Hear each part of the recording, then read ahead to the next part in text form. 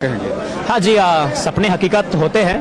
हालांकि ये तो एक ऐसा सपना है जैसे मैंने देखा ही नहीं था, क्योंकि देखने का हैसियत भी नहीं था कि इतना बड़ा हमारी उपस्थिति हुई है। और ये लय और मेहनत अगर बरकरार रहा तो निसंदेह हम लोग आने वाले दिन और सदस्यों के साथ यहाँ प्रवेश करेंगे। महज कुछ नहीं, खाली पैर आए, क्या एहसास रहा?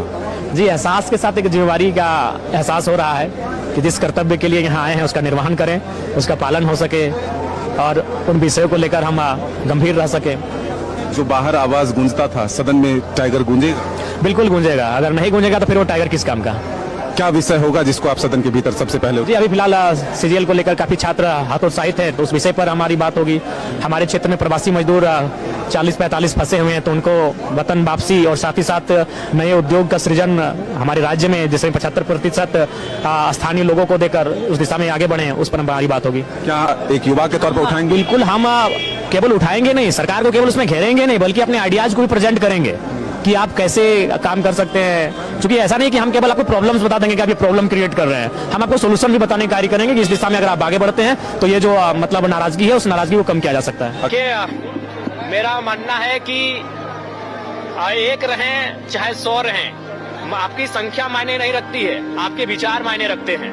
तो जब मैं अपने तर्कों को यहाँ प्रस्तुत करूंगा, वो तर्क तमाम आपके चैनल के माध्यम से पूरे राज्यवासी देखेंगे, तो उनमें तय करेंगे कि जरा महतो अकेला अपने जो बातों को रख रहा है वो 56 पे भारी पड़ रहा है या फिर 56 उन पे भारी पड़ रहे हैं, वो राज्यवासी तय करेंगे। आपके अलावा 80 विधायकों में बेहतर कौन लगता है आपको? देखिए, अभी ये मेरा पहला दिन है जब मैं उनके साथ बैठूंगा, मिलूंगा, उनके व्यवहार का आकलन करूंगा, उसके बाद इस निष्कर्ष पे मैं पहुंचकर बात करूंगा।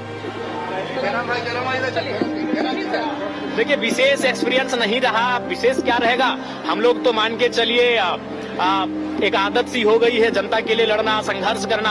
हाँ, ये चीज रहा कि यही विधानसभा है और यही दीदी है जो 1 साल पहले 23 मार्च 2023 का वो दिन था, एडीएम साहब भी पीछे ही हैं और जोरदार लाठियों से प्रहार किए थे, रबड़ गोली दागा गया था, आंसू गैस लगा गया था, हमारे टी शर्ट कुर्ते को फाड़ दिया गया था। आज एडीएम साहब सलामी दे रहे हैं, ये लोकतंत्र की सुंदर तस्वीर है।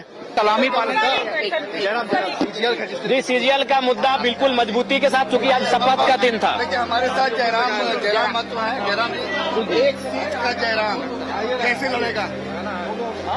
लड़ने के लिए जज्बा होना चाहिए, सीट मायने नहीं होना चाहिए लड़ने का। उसके लिए आपके अंदर निष्ठा होना चाहिए, आपको भयभीत नहीं होना चाहिए। आप एक सीट से चुनाव लड़ लेंगे। हम तो बिना सीट के लड़ रहे थे, हम तो सड़क में लड़ रहे थे, हम तो सदन के बाहर भी लड़ रहे थे, तो एक सीट से ही हम लड़ लेंगे। मुद्दों की आवाज जो आप बार बार कहते रहे, सिद्धांत पर लड़ते हैं, क्या सिद्धांत पर चलने के लिए सत्ता जरूरी नहीं?